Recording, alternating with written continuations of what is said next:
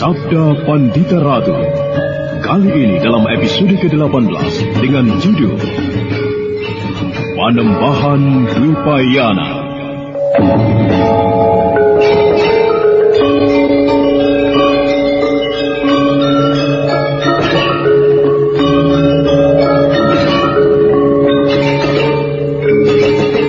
Dalam seri ke-527 ini dengan para pemain Norman sebagai Badrawati, Ferry Fadli sebagai Kamaswara, Naryo sebagai Presima, Wit Hendra sebagai Panembahan, Anis sebagai Nyai Nawang Gumilang, dan Asdi Suhastra, pengantar cerita.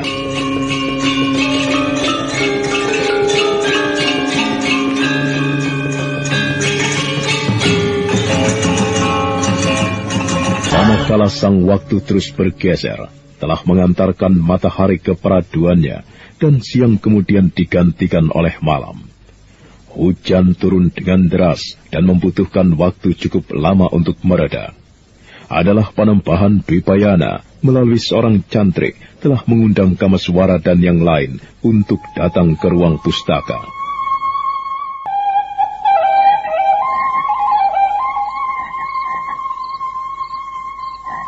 Panembahan telah mengundang kita, Paman. Kita diminta untuk datang di ruang pustaka. Oh, mengapa di ruang pustaka, Kamaswara? Aku tidak tahu. Paman Kamaswara, bukankah sang Panembahan akan mempertemukan Paman dengan adik bayi? Benar, Badrawati. Lalu mengapa di ruang pustaka? Apakah adik bayi berada di sana? Baiklah, mari kita temui sang Panembahan. Jangan kita persoalkan mengapa Panembahan mengundang kita ke sana. Mari silahkan masuk anak mas semuanya. Silahkan, Cantrik. Saya Panembahan. Tinggalkan aku dan tamu-tamuku di ruangan ini. Siapapun tidak aku perkenankan mengganggu pembicaraan kami. Lakukan sebagaimana aku sedang di Sanggar Pamujan, Cantrik. Baik, Panembahan. Baiklah, pergilah dan padamkan lampu itu. Aku ingin berbincang dengan tamu-tamuku dalam kegelapan malam. Baik, Panembahan. Cantrik itu kemudian melangkah mendekati damar ublik dengan minyak lemak yang berada di dinding dan kemudian meniupnya hingga ruangan itu menjadi gelap gulita. Cantrik itu kemudian melangkah ke arah pintu dan menutupnya dari luar. Anak mas semuanya, meski lampu telah dipadamkan, akan tetapi aku yakin anak emas mampu memusatkan kemampuan anak emas dengan mempertajam pandangan. Gelap ini tidak menjadi masalah bagi kami, Panembahan. Ya. Aku percaya hal itu. Tetapi, mengapa digelapkan? Dan anak emas semuanya tentu bertanya-tanya di dalam hati. Mengapa aku memerintahkan kepada Cantrik untuk memadamkan lampu ublik? Memang demikianlah sebenarnya kebiasaanku jika sedang bersemadi di Sanggar Pamujan. Aku memerintahkan kepada Cantrik untuk memadamkan lampu, agar pikiran dan keheningan hatiku bisa terpusat dalam semadi. Dan biasanya tidak aku izinkan siapapun menggangguku. Menarik sekali, Panembahan. Bagaimana anak mas Kamaswara? Apa yang menurut anak mas menarik itu? Bukankah dengan demikian Panembahan sebenarnya sedang berbohong? Semua abdi padepokan ini tentu mengira Panembahan tentu sedang bersemadi. Padahal sebenarnya pada saat itu Panembahan entah berada di mana, tidak seorang pun yang tahu. Anak mas Kamaswara benar-benar cerdas. Anak mas pintar merangkai berbagai hal untuk menarik sebuah kesimpulan. Pada dasarnya, keadaan disinilah yang mengajariku, Panembahan. Baiklah, anak mas Kamaswara, serta Adiwasi Bresima, Tole Badrawati, dan anak mas Lare Angon. Dengan cara beginilah, aku akan mengajak menemui bayi yang hilang itu. Mari, ikuti aku. Tolong anak mas, bantu aku membuka sirap-sirap ini. Ternyata benar dugaanku. Di lingkungan padepokan ini terdapat sebuah ruangan di bawah tanah. Satu-satunya tempat yang paling mungkin untuk menyembunyikan Parameswara. Dengan cekatan, Badrawati dibantu oleh Lare Angon membuka lantai sirap di bagian sudut dari ruang pustaka itu. Ternyata terdapat sebuah lubang di bawah sirap itu. Dan ketika Kameswara memperhatikan dengan menggunakan ketajaman matanya, di lubang masuk ke dalam tanah itu terdapat sebuah undakan. Ruangan bawah tanah ini ibaratnya seperti rumahku sendiri. Mari anak mas semuanya serta Adiwasi Bresima, ikuti aku dan jangan ragu-ragu. Ternyata dengan cekatan Panembahan Dwipayana mendahului turun ke dalam lorong yang menuju ke bawah tanah itu. Di belakangnya Wasi Bresima, disusul kemudian oleh Badrawati dan Lare Angon, serta Kameswara paling belakang. Oh, bukan main. Kenapa anak mas? Gelap sekali. Aku hanya melihat warna hitam Panembahan. Bagaimana mungkin Panembahan bisa membangun ruangan bawah tanah seperti ini? Bukan aku yang membangun anak mas Kameswara. Aku menemukannya, dan karena tempat ini tidak terpakai, aku menggunakannya. Aku telah mengira bahwa di padepokan ini tentu terdapat sebuah ruangan di bawah tanah. Dan aku sibuk mengira, bahkan menduga, di Sanggar Pamujanlah tempat untuk menuju ke ruangan bawah. Ternyata justru dari ruang pustaka. Masuk akal jika anak mas menduga pintu menuju ke ruangan bawah tanah itu berada di Sanggar Pamujan. Tunggu sebentar anak mas. Aku akan menyalakan obor. Aku akan membuat api dari batu titian. Silakan Panembahan. Aku telah menyiapkan obor di tempat ini dengan minyak jara atau lemak. Sewaktu-waktu dibutuhkan, tidak perlu bingung. Di dalam hati, Kameswara tidak habis pikir karena ternyata sedemikian banyak rahasia yang menyelubungi Panembahan Dwipayana, membuat Kameswara merasa semakin penasaran, ingin mengetahui siapakah sebenarnya sang Panembahan itu. Panembahan Dwipayana sibuk dengan batu titikan yang lazim disebut sebagai batu api. Dua buah batu yang dibenturkan itu memuncratkan bunga api yang kemudian membakar embut kelapa, dan kemudian dengan cekatan pula Panembahan menyalakan obor yang diambilnya dari dinding. Kameswara mengangguk-angguk manakala menyadari betapa berbedanya sang Panembahan sekarang dan sebelumnya. Panembahan yang tua tertatih-tatih, uzur mau mati itu kini telah tidak ada. Yang ada adalah Panembahan yang gesit. Akan halnya Bresima, Badrawati dan Lare Angon, mereka sibuk dengan angan-angannya sendiri. Obor telah menyala anak mas. Aku persilahkan anak mas dan Adiwasi Bresima untuk menyesuaikan diri dengan keadaan di bawah tanah ini. Di tempat semacam ini, orang yang tidak tahan akan merasa sangat tertekan karena merasa di ruangan yang sempit. Oh, bolehkah aku bertanya sesuatu Panembahan? Bertanyalah Badrawati, apa yang ingin kau ketahui? Siapakah pemilik dari ruangan di bawah tanah ini? Maksudku, jika bukan Panembahan yang membuatnya, tentu ada orang yang telah membuatnya. Umur bangunan di bawah tanah ini nampaknya sudah beratus-ratus tahun, Doli. Tentu jauh lebih tua dari umurku. Nah, sekarang mari ikuti aku.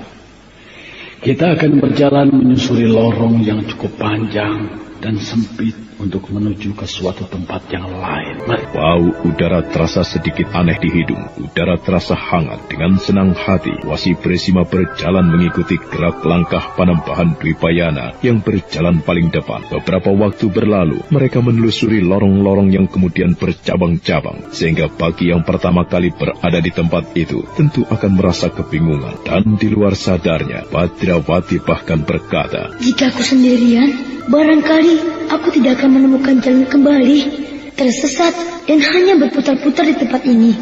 Akhirnya, setelah beberapa saat lamanya berjalan mengikuti lorong yang memanjang, sampailah mereka di sebuah ruangan yang cukup luas. Ruangan dari dinding halus yang mengingatkan Kameswara pada bagian-bagian tertentu dari gua di balik air terjun Gambang Ayu. Menurut perasaanku, tempat ini agak lebih terang Panembahan. Suasana agak terang ini bukan sekedar berasal dari obor yang Panembahan pegang. Benarkah Panembahan? Benar, Adiwasi. Jika di atas tanah, berada di manakah kita Panembahan? Jika aku katakan, barangkali anak mas Kameswara akan terkejut. Di mana Panembahan? Kita hampir berada di bawah sendang pancuran Widodari, anak mas. Oh, aku tidak mengira Panembahan bahwa ternyata tempat ini berada di bawah taman dan sendang yang asri itu. Kita jangan terlampau lama berada di sini. Panembahan Dwipayana kembali berjalan. Di belakangnya adalah Badrawati dan Nareangin, sedang Wasi Bresima beriringan dengan Kameswara. Entah mengapa, perasaan Kameswara kemudian menjadi tegang. Dia merasa yakin bahwa dia sudah dekat dengan anak lelakinya, si anak yang hilang. Dan akhirnya... Paman Kameswara. Ada apa, Badrawati? Aku mendengar desahan nafas. Ya, aku juga mendengar, Badrawati. Panembahan, aku mendengar ada desahan nafas selain kita. Siapakah yang berada di tempat ini? Jangan cemas, anak mas. Mari, sudah dekat. Nanti anak mas akan melihat siapa orangnya. Akhirnya sampailah mereka di tempat yang dituju. Kameswara serasa tercekap jantungnya menyaksikan sebuah pemandangan yang menggetarkan. Badrawati yang biasanya banyak bicara menjadi seperti bisu, apalagi Nareangin yang memang pendiam. Sementara sang Wasi Bresima segera menghubung-hubungkan apa saja yang diketahuinya. Di sebuah ruangan yang diterangi oleh obor dengan minyak lemak atau minyak jarak, terlihat seorang perempuan cantik sedang tidur memeluk bayi Parameswara. Menilik keadaannya, perempuan itu baru saja menyusui dan kemudian tertidur. Anak mas, aku ingatkan anak mas untuk menepati janji. Anak mas hanya aku beri kesempatan sekali saja untuk menemuinya. Itu demi keselamatan putra anak mas sendiri. Aku berjanji, Panembahan. Ketahuilah, anak mas Kameswara, perempuan yang menyusui anak lelaki itu adalah salah seorang dari 5 orang yang memiliki Raja Kalacakra. Nama perempuan itu adalah Nyai Nawang Gumilang. Ia istri seorang prajurit yang gugur di dalam peperangan antara Tumapel dan Kediri. Dan ia membawa pertanda takdir itu, anak mas. Jadi, orang ini yang diceritakan oleh Bapak Brahmana Logawi? Anak mas rupanya telah bertemu dengan Brahmana Logawi. Benar, Panembahan. Dengan pandangan nanar, Kameswara memandang pada bayi yang menyusu pada perempuan yang sebenarnya bukan ibunya itu. Bagaimanapun juga, setelah sekian lama diaduk oleh rasa cemas dan letih atas hilangnya Parameswara, hati Kameswara serasa teraduk. Oleh kehadiran beberapa orang di tempat itu, Nyai Nawang Gumilang terbangun dan terkejut. Nyai Nawang Gumilang bergegas bangun dan membetulkan pakaiannya yang kurang rapi. Dan ketika Nyai Nawang Gumilang duduk, Kameswara melihat bahwa wujud perempuan itu memang seperti yang dilihatnya melalui sebuah tapa brata pati geni yang dilakukannya di Palwasambu. Ada apa, Panembahan? Tenangkan hati dan perasaanmu lebih dulu, Nyai. Kau baru saja bangun tidur. Kau tentu masih kebingungan. Nyai Nawang Gumilang yang baru saja bangun tidur itu nampak gugup dan goreh. Pikirannya yang mendadak beralih dari alam mimpi ke alam sadar membuatnya kebingungan. Panembahan Dwipayana kemudian melangkah mendekati Nyai Nawang Gumilang dan kemudian duduk di tepi pembaringan. Kameswara bagaikan teraduk tidak karuan hatinya. Manakala akhirnya dia bertemu kembali dengan Parameswara. Bayi itu sedang tidur lelap dalam pelukan seorang perempuan yang bukan ibunya. Panembahan Dwipayana mengatakan bahwa perempuan itu memiliki Raja Kalacakra, sebagaimana yang dimiliki oleh Badrawati dan yang lainnya. Betapa terharu hati Kameswara. Nyai, Saya, Panembahan. tunjukkan telapak tangan kanan. Nah, kau Duli Badrawati, mendekatlah kemari. Apa yang harus aku lakukan sama Panembahan? Tunjukkan pula telapak tangan kanan. Ini, Panembahan. Nah, lihatlah Nyai. Tidak hanya Nyai seorang yang memiliki raja seperti itu. Raja yang diberi nama Kalacakra. Bocah ini bernama Badrawati. Demikian juga anak mas Nareangin juga memiliki Raja Kalacakra, yang artinya dengan adanya raja seperti itu, orang-orang itu berkewajiban untuk menyelamatkan jiwa bayi itu, apapun taruhannya. Namaku Badrawati, Bibi. Bibi siapa? Aku Nawang Gumilang, Le. Aku senang berkenalan dengan Bibi. Aku juga Badrawati. Sebaiknya aku akan memperkenalkan yang lain. Yang itu, yang berdiri termangu, tidak begitu banyak bicara, itu adalah Paman Nareangin, Bibi. Paman Nareangin juga punya Raja Kalacakra. Lalu, yang seorang lagi itu, ia Paman Kameswara. Iya bapak dari bayi yang sekarang bersamamu itu, Bibi. Rona wajah Nyai Nawang Gumilang sedikit berubah ketika Badrawati mengatakan siapa Kamaswara.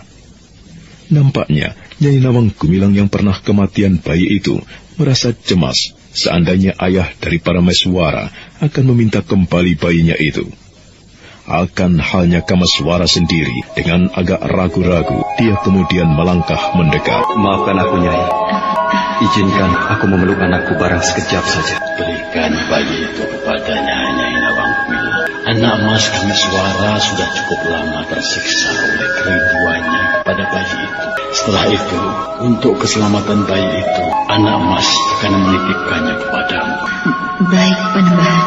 Dengan hati-hati, Nyai Nawang Gumilang merengkuh bayi yang tidur telentang di atas tumpukan kain untuk menghangatkannya. Diciumnya bayi yang masih tidur itu dengan segenap naluri seorang ibu yang dimilikinya, dan kemudian dengan hati-hati diserahkannya kepada Kamaswara. Parameswara, anakku. Parameswara, ini bapak sayang. Kau sudah lupa pada bapak? Kamaswara memeluk anaknya erat-erat. Setelah sekian lama berpisah dari bayi itu, Kamaswara melihat anaknya telah berkembang lebih montok dan sehat. Didekapnya kepala anak itu, dipusainya rambutnya, diciuminya keningnya, dan mata Kamaswara kemudian berkaca-kaca. Oleh pelukan itu, bayi itu kemudian terbang. Kau sudah lupa pada bapak? Perhatikan aku, Parameswara. Ini aku, bapak. Bayi itu benar-benar bayi yang elok, bukan saja parasnya, tetapi juga kecerdasannya. Meski telah beberapa bulan berpisah dengan ayahnya, ternyata bayi itu masih mengenalinya. Maka tiba-tiba saja senyumnya merekah, tangannya menggapai-gapai, dan dengan penuh kasih sayang, Kamaswara mendekapnya. Parameswara, anakku. Tidak akan aku biarkan bahaya macam apapun menjamahmu. Aku berjanji, Parameswara. Tidak akan aku biarkan bahaya menjamahmu. Akan aku tumpas mereka yang bermaksud buruk terhadapmu. Akan aku tumpas siapapun mereka yang akan membahayakanmu, anakku. Ada keharuan yang menyelinap di dalam perasaan Badrawati maupun Lare Angon melihat apa yang dilakukan oleh Kamaswara. Badrawati yang pernah kebingungan amat sangat karena kehilangan bayi itu diculik oleh orang berjubah merah, bergegas mendekati. Parameswara ternyata luar biasa. Dia masih mengenali Badrawati dan kakinya bergerak-gerak keras. Nampaknya kau masih ingat kepada aku, adik bayi? Hah? Kau masih ingat kepada perjalanan kita bersama-sama? Kalau kau sudah besar nanti, aku akan mengajakmu gelut. Hah? Banting-bantingan? Kau berani gelut denganku, adik bayi? Sang Panembahan. Bagaimana, Adik Badrawati? Lalu, siapa orang berjubah merah yang menculik adik bayi ini dari tanganku? Apakah pertanyaan itu harus aku jawab, Dore? Adik bayi toh dalam keadaan selamat. Badrawati benar, Sang Panembahan. Aku, juga Paman Wasi Bresima dan saudaraku Lare Angon tentu juga bertanya-tanya, ingin mengetahui siapakah orang berjubah merah yang telah membawa anakku dan kemudian menyerahkannya kepada Sang Panembahan. Baiklah, aku tidak akan keberatan untuk menjelaskan soal itu, Mas Kamaswara. Akan tetapi aku minta tidak sekarang, nantilah di lain saat saja. Maaf, Panembahan. Akan tetapi sore tadi, Badrawati dan Lare Angon yang sedang memancing melihat orang yang mencurigakan. Orang mencurigakan? Berceritalah, Badrawati. Jangan aku. Sebaiknya Paman Lare Angon saja yang bercerita. Berceritalah, Lare Angon. Apa yang kau lihat tentang orang bercaping lebar itu?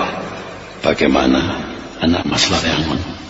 Sebenarnya lah, Panembahan, aku dan Badrawati dengan ditemani seorang cantrik sedang memancing ikan di telaga ketika melihat orang itu berada di kejauhan. Ia berdiri jauh di sebelah barat telaga, di dekat sebuah batu besar.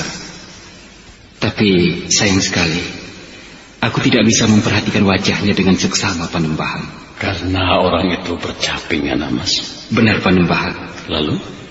Badrawati kemudian berusaha menyergapnya. Akan tetapi ketika Badrawati sampai di tempat orang itu, orang bercaping lebar itu lenyap, Panembahan. Itulah Panembahan.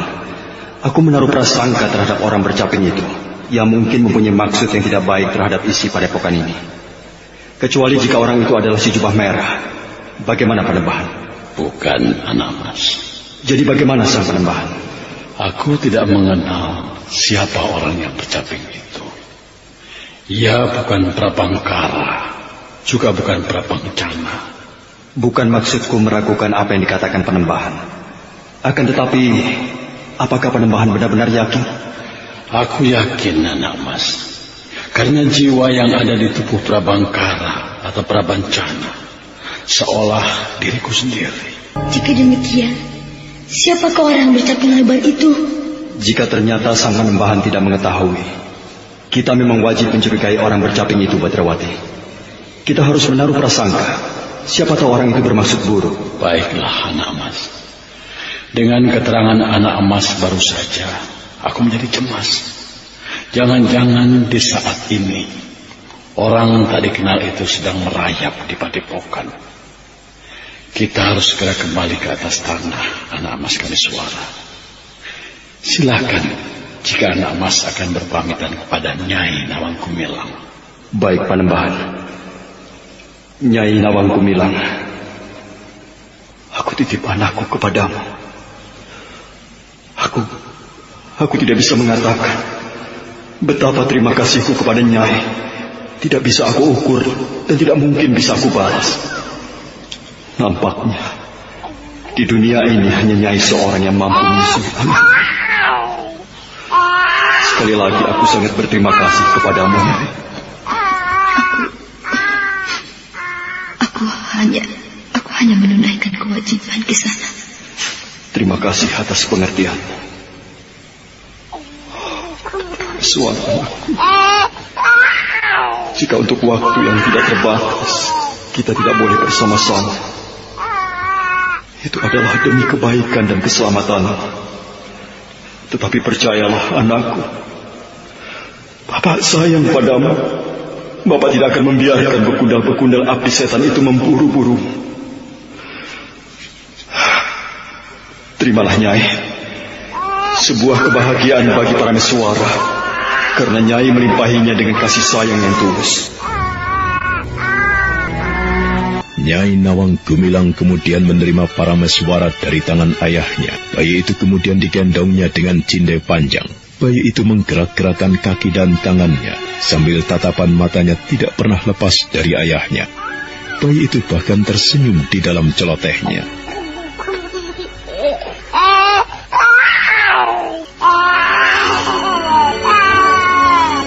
Mari, anak mas, kita tinggalkan tempat ini. Paman, ayo. Mari Panembahan. Bagaikan tidak peduli dengan bagaimana perasaan Kamaswara, Panembahan Dwipayana mendahului melangkah, diikuti oleh Lare Angon, Badrawati, dan kemudian Wasi Bresima. Kamaswara berjalan paling belakang, tetapi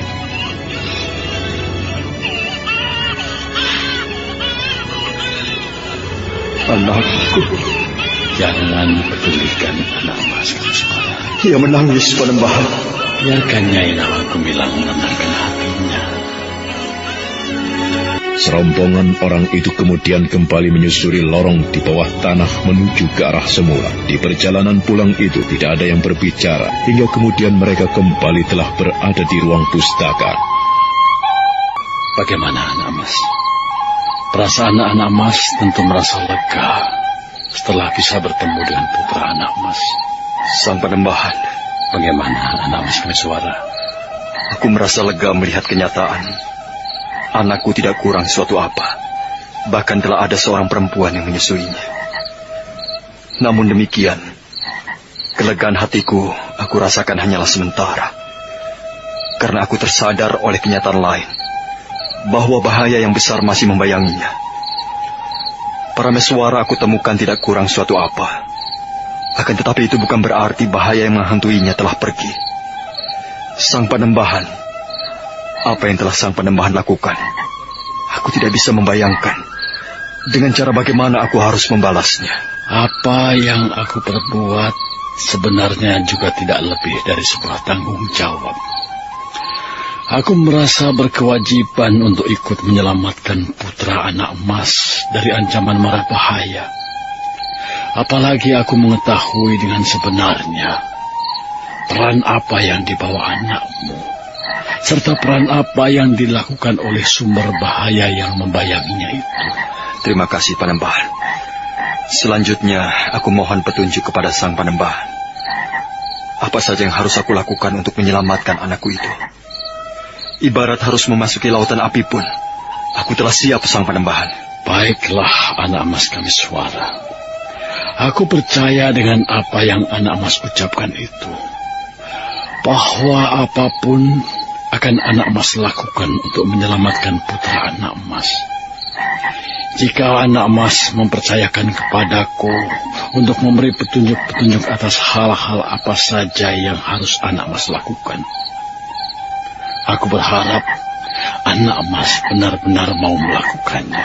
Seberat apapun akan aku kerjakan, Panembahan. Telah bulat keputusan Kameswara untuk melakukan apapun petunjuk yang diberikan oleh Panembahan Dwipayana. Perasaan itu seolah membuncah pula di dada Badrawati dan Lare Angon yang memiliki Raja Kalacakra, yang berarti harus membantu memberikan pengayoman pada para Meswara apapun taruhannya.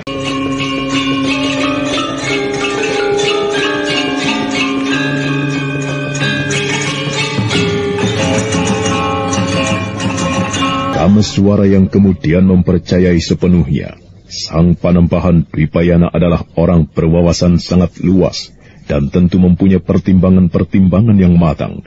Selanjutnya memohon petunjuk kepadanya akan hal-hal apa yang harus dilakukannya untuk menyelamatkan para Meswara dari mara bahaya.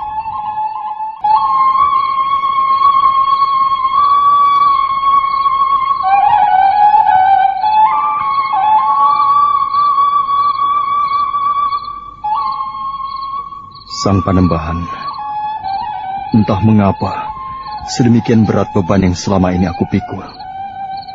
Berkali-kali aku mengalami peristiwa-peristiwa yang serasa akan merontokkan jantung. Atau mungkin karena aku memang orang yang bodoh, tidak lagi mampu berpikir terengginas.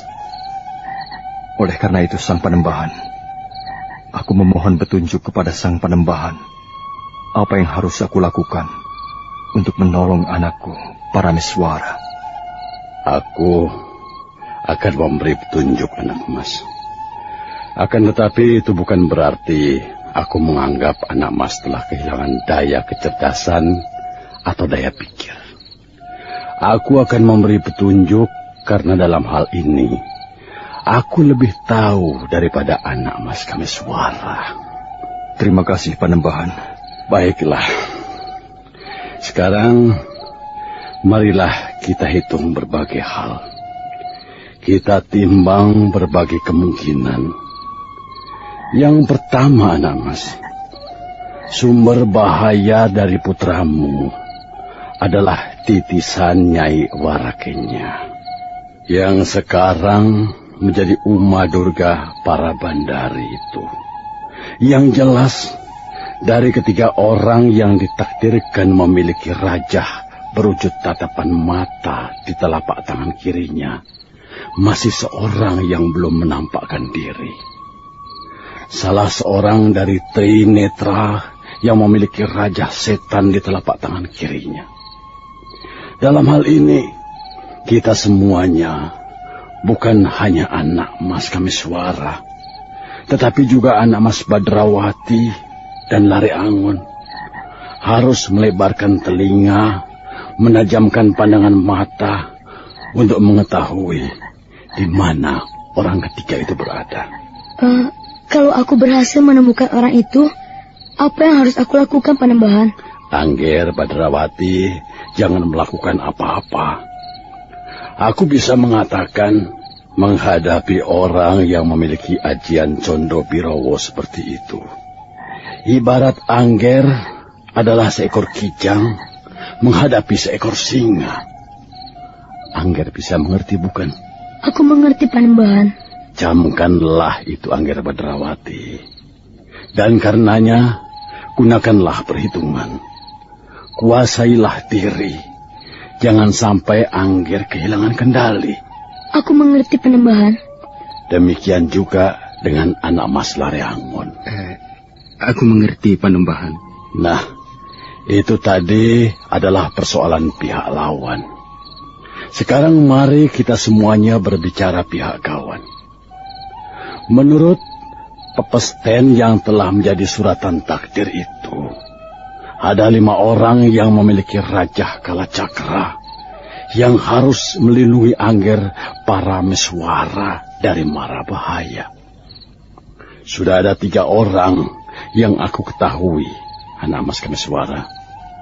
Mereka adalah Angger Badrawati, Angger Lareangon, Nyai Nawang Gumilang yang kemunculannya bagikan melaksanakan tugas seorang ibu yang melimpahi kasih sayang kepada Angger Parameswara. Anak Mas Kameswara bisa menyebut 2 yang lainnya. Seorang telah tewas Panembahan. Sayang sekali. Paman Lareangon yang mendapat kesempatan bergaul akrab dengan yang seorang itu Panembahan. Bagaimana anak Mas Lareangon? Namanya Pacar Keling Panembahan. Tapi sayang, dia telah tewas, dibunuh oleh Durga Parabandari. Yang tewas janganlah disesali. Biarlah anak Mas Pacar Keling mendapatkan ketentramannya di alam kelanggengan. Nah, yang ingin aku tanyakan, yang terakhir atau yang kelima, bagaimana? Yang kelima belum menampakkan diri Panembahan. Nah, inilah yang pertama-tama harus anak Mas lakukan. Bukan aku menundung. Akan tetapi, dalam waktu yang secepatnya, anak Mas bertiga harus segera meninggalkan padepokan ini untuk mencari pemilik Raja Kalacakra yang kelima. Di samping anak Mas bertiga harus mengamat-amati keadaan. Barangkali mengetahui kemunculan Trinetra ketiga yang menguasai Adi Condo Pirowo. Bagaimana denganku Panembahan? Aku berharap Adiwasi Bresima menemaniku di padepokan ini. Bagaimana Adiwasi Bresima? Apakah Adiwasi merasa keberatan? Dengan senang hati Panembahan. Lebih dari itu... Lebih dari itu bagaimana Adiwasi? Aku merasa letih merantau. Letih hidup serba tidak teratur. Jika di padepokan yang tenang dan damai seperti ini, aku mendapatkan tawaran untuk tinggal. Yang artinya hidup tenang, makan terjamin. Diberi pondok seperti ini, ya, tentu saja aku tidak menolak Panembahan. Adiwasi harus menjadi cantrik lebih dulu. Sendiko Panembahan. Kelak, jika aku bertemu kembali dengan Kiai Bresima, mungkin aku akan pangling. Kenapa Badrawati? Saat itu mungkin Kiai sudah gemuk sekali. Tinggal menyembelih. Dalam pertemuan yang sebenarnya membicarakan persoalan yang tidak sederhana itu, masih juga orang-orang itu sempat bercanda dalam keadaan yang demikian, seolah memberikan kesempatan untuk meredakan pikiran yang tegang. Dan beberapa saat kemudian, Sang Panembahan, bagaimana anak Mas Kameswara? rasanya aku merasa sudah tidak sabar lagi untuk melaksanakan tugas Panembahan. Jangan tergesa-gesa, anak Mas. Maksudku, janganlah pergi malam ini. Besok adalah saat yang baik untuk berangkat. Karena besok bukanlah hari Taliwangki. Baiklah Sang Panembahan. Jika demikian, apakah aku diperkenankan untuk menagih janji? Janji apa, anak Mas? Agar aku merasa yakin bahwa anakku di tempat ini benar-benar berada di dalam perlindungan yang aman. Aku memohon Panembahan bercerita tentang orang berjubah merah itu. Sebenarnya, aku harus menemui orang itu lebih dulu, anak Mas. Untuk bertanya, apakah ia keberatan atau tidak. Jika aku bercerita tentang dirinya itu kepada anak Mas sekalian. Jadi, Bersabarlah anak mas Kameswara. Dan manakala waktu telah bergeser, Kameswara, Badrawati, Lari Angon, dan juga Wasi Bresima telah kembali berada di pondoknya. Paman Kameswara, Bagaimana Badrawati? Paman adalah satu-satunya orang di antara kita semuanya yang bisa menandai wujud dari Trinetra yang ketiga itu. Bagaimana wujudnya, Paman? Atau ciri-cirinya? Baiklah. Kebetulan kau mengingatkan aku, Badrawati. Orang ketiga yang memiliki Raja Trinetra di tangan kiri adalah seorang lelaki. Ia memiliki sebuah tembong besar di dagu sebelah kiri. Sebuah tembong? Iya, tembong adalah tai lalat yang agak besar, alisnya agak mencuat, tubuhnya tidak seberapa besar. Kalau begitu, aku sebut saja orang itu si tembong yang memiliki condo birowo. Dan bagaimana dengan pemilik Raja Kalacakra yang kelima, Kameswara? Ia seorang lelaki pula. Usianya tidak terpaut jauh dari kita. Mungkin yang sangat mencolok sebagai ciri-cirinya adalah rambutnya yang telah memutih. Itulah pemilik Raja Kalacakra yang kelima. Baiklah, sekarang apa yang kita lakukan untuk menunggu datangnya pagi? Aku merasa heran melihat sikap Panembahan yang nampaknya tenang-tenang saja dengan kemunculan orang bercaping itu. Marilah, kita semuanya keluar, kecuali Paman Wasi Bresima yang mungkin ingin beristirahat. Aku ikut. Kalau begitu marilah kita memecah diri menjadi dua. Aku akan bersama-sama dengan Paman Wasi Bresima, akan mengitari perbukitan di sebelah barat. Sedang Badrawati dan Lari Angon kelilingi sekitar padepokan ini dari sisi timur. Mendung yang semula mengguyurkan hujan deras entah kemana perginya. Namun ketika tengah malam telah terlampaui, langit semilak bersih dan bulan yang telah meninggalkan purnama dan tidak bulat sempurna lagi memanjat langit semakin tinggi. Suasana tenang dan damai.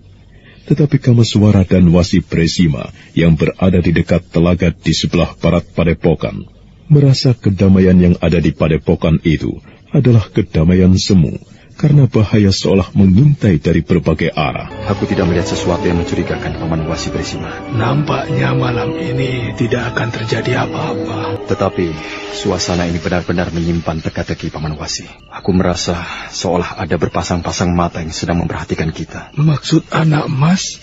Anak emas merasakan adanya orang di sekitar kita? Tidak, aku tidak menangkap getar gerak apapun.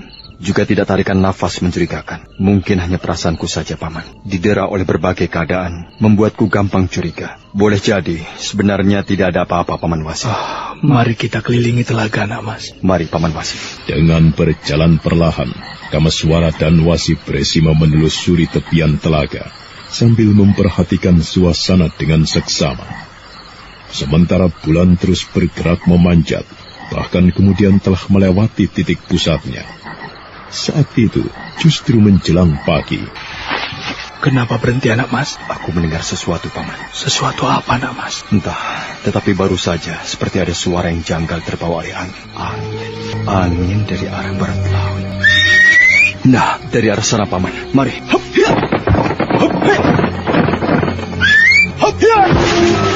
Bagaikan anak panah yang lepas dari busur yang terentang hingga melengkung, Kameswara melesat dengan cepat menuju ke arah barat laut, disusul Wasi Bresima yang kemudian agak ketinggalan jauh di belakangnya. Kameswara tidak mengurangi kecepatan larinya, tetapi justru semakin dipercepat, dan suitan nyaring itu lagi-lagi mengusiknya. Orang bercaping, siapa dia? Dan apa yang ia lakukan di sini? Nampaknya ia memang menungguku. Orang bercaping, Paman. Apa yang dilakukannya? Nampaknya sedang menunggu kita. Hati-hati, Kameswara. Hai, Kisanak bercaping. Siapa sebenarnya kau? Dan apa yang kau lakukan di tempat ini? Ia tidak mau menjawab, Paman. Ia hanya sekedar menoleh. Oh, ia melepas capingnya, Namas. Paman, awas!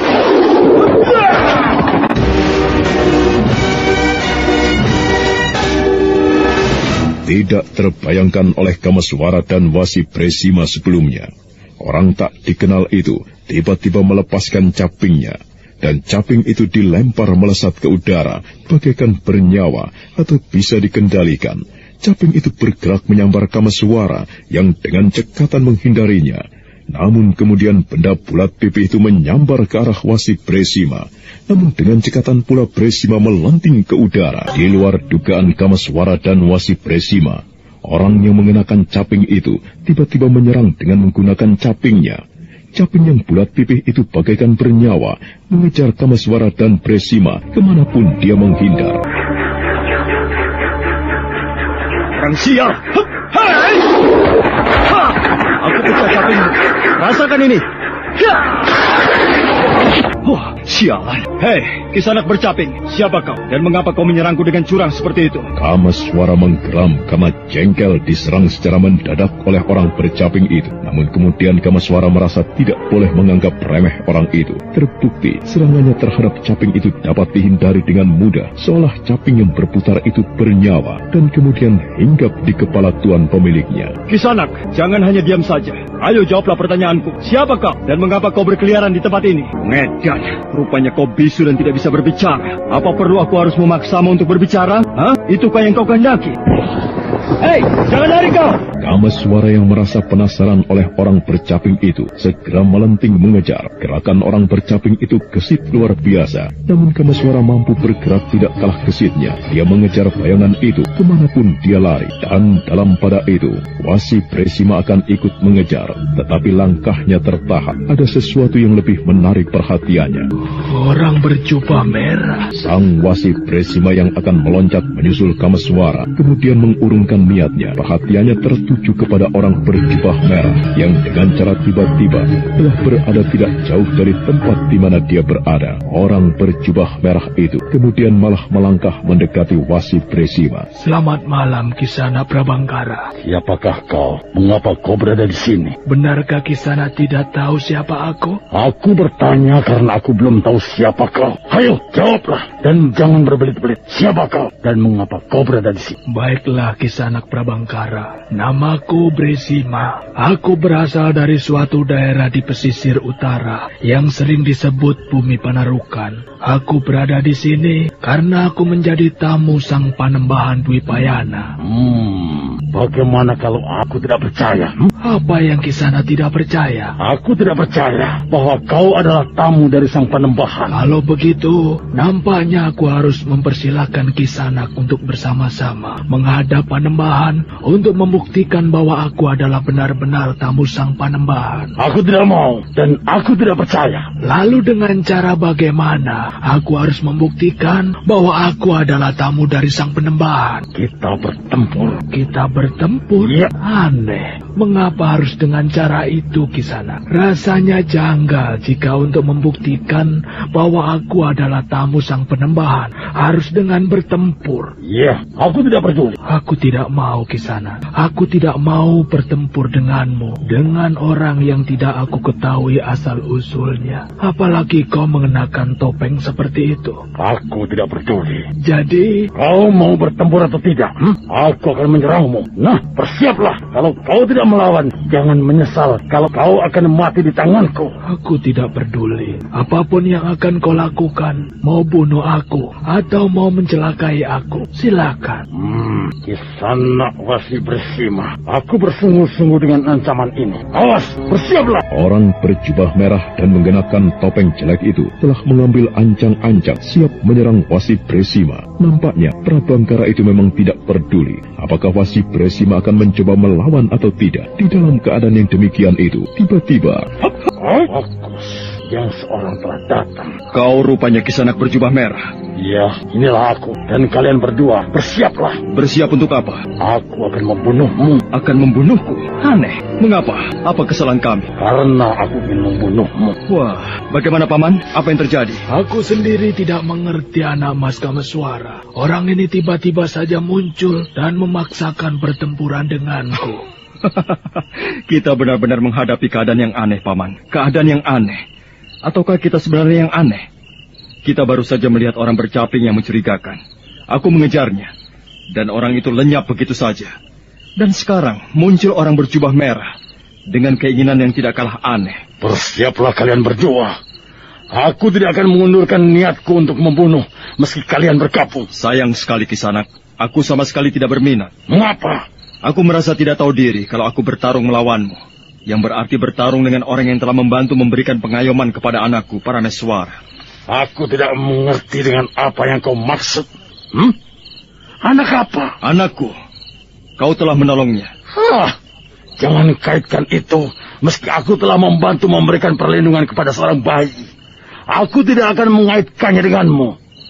Kau tidak perlu merasa berhutang budi karena aku tidak menghutangkan atau menjual budi. Bersiaplah Kameswara. Aku akan menyerangmu. Sebaiknya jangan anak Mas Kameswara. Biarkan saja Kisanak berjubah merah membunuh kita. Kita ikhlaskan saja. Iyalah. Mengapa kau bersikap seperti itu? Bersikap seperti pengecut? Ayo bangkitlah. Tidak. Maaf Kisanak Prabangkara. Aku sama sekali tidak berminat. Malah kalau kau mau berbaik hati, tolong kau buka topengmu. Aku ingin melihat wajahmu sepuas-puasnya. Orang-orang sial. Kalian malah menuntut. Tentu saja tidak adil kalau hanya kau yang boleh menuntut Kisanak Prabangkara.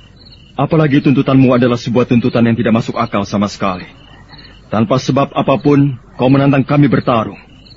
Pikiran semacam itu hanya ada pada orang yang tidak waras. Kurang ajar. Kau katakan aku tidak waras, Itu menusuk perasaanku. Sangat menusuk perasaanku. Dan itu sudah cukup menjadi alasan untuk membunuh kalian. Dengan demikian semakin terbukti apa yang aku tuduhkan, Kisanak Prabangkara. Kau benar-benar tidak waras. Seharusnya kalau mau disebut orang waras, kau tidak akan bersikap seperti itu. Setan, bersiaplah. Karena aku betul-betul akan menyerang kalian berdua. Jangan salahkan aku jika kalian sampai cedera karena tidak mempersiapkan diri. Aku sudah memperingatkannya. Tunggu dulu. Bagaimana kalau aku mempunyai syarat? Itu tawaran yang lebih bagus. Katakan apa syaratmu? Aku akan melayanimu untuk berkelahi. Asal kau mau melepas topengmu. Bagaimana? Kau akan ketakutan. Aku ketakutan? Iya. Kau akan ketakutan kalau melihat wajahku. Mengapa? Apakah wajahmu buruk sekali? Baiklah, bersiaplah. Aku akan membuka topengku. Tapi jangan salahkan aku kalau kau mati setelah melihat wajahku. Bagaikan disengat kala jengking, Kamaswara dan Wasi Bresima benar-benar terperanjat melihat wajah di balik topeng itu. Kamaswara mengira dia akan melihat wajah Panembahan Dwipayana atau wajah yang lain. Namun ternyata wajah itu adalah wajahnya sendiri. Wasi Bresima merasa melihat ada dua Kamaswara yang berdiri di depannya. Kamaswara yang seorang adalah Kamaswara yang semula bersamanya, sedangkan Kamaswara yang lain adalah Kamaswara yang berjubah merah. Di samping perbedaan pakaian yang digunakannya, Wasi Bresima juga melihat perbedaan suara yang dimiliki keduanya. Bagaimana mungkin hal ini bisa terjadi? Kau... Dah aku bilang, kau telah merasakan biang dari segala biang rasa terkejut. Inilah aku. Kau telah melihatnya. Aku bukan Prabangkara. Aku adalah Kameswara. Gila, itu tidak mungkin. Mengapa tidak mungkin Kisanak Kameswara? Lihatlah wajahku. Apakah kau masih akan meragukan siapa aku? Aku adalah Kameswara. Hanya satu Kameswara di dunia ini. Hanya ada satu. Itulah aku. Aku Kameswara yang sebenarnya. Akulah Kameswara. Kau Kameswara palsu. Aku Kameswara yang asli. Kau Kameswara yang palsu. Kau gila. Kau yang gila. Yang berani mengaku sebagai Kameswara. Kau pasti menggunakan sebuah cara untuk mengelabui aku. Aku tidak akan membiarkan hal ini terjadi. Aku tidak akan membiarkan ada orang lain yang memiliki wajah seperti wajahku. Karena orang itu tentu dengan mudah akan memfitnahku, melakukan perbuatan-perbuatan seolah aku yang berbuat. Jadi apa menurutmu? Aku akan membeset wajahmu. Wajah itu tentu sekedar topeng. Di balik wajah pasti ada wajah yang lain. Baru saja kau mengucapkan sebuah kalimat yang manis sekali. Kisanak yang mengaku bernama Kameswara. Kau mengatakan di balik wajah ada wajah. Di balik wajah itu masih ada wajah yang lain lagi. Itu namanya kepalsuan. Seperti di dalam mimpi masih terbingkai mimpi. Cukup. Cepat tunjukkan wajahmu yang sebenarnya. Tidak bisa. Ini wajahku. Bagaimana aku harus menunjukkan wajah yang lain? Apa aku harus mengenakan topeng lagi? Kalau begitu, aku terpaksa memaksamu. Bagus itu. Semula aku yang berkeinginan memaksamu untuk bertarung. Sekarang kaulah yang justru bernafsu untuk bertarung. Nah, aku telah siap. Mari kita berkelahi. Kameswara sangat kebingungan. Demikian juga dengan Wasi Bresima. Kenyataan yang mereka hadapi adalah merupakan kenyataan yang paling tidak masuk akal. Perasaan Kameswara menjadi sangat goreh. Dia tidak tahu harus berbuat apa. Sementara Kameswara yang berjubah merah, yang semula menggunakan sebutan Prabangkara, nampak menyeringai. Nah, apa yang akan dilakukan oleh Kameswara? Siapa sebenarnya Kameswara yang berjubah merah itu? Saudara pendengar, untuk mengetahui jawabannya, ikutilah kelanjutan kisah ini dalam seri berikutnya. Sampai jumpa.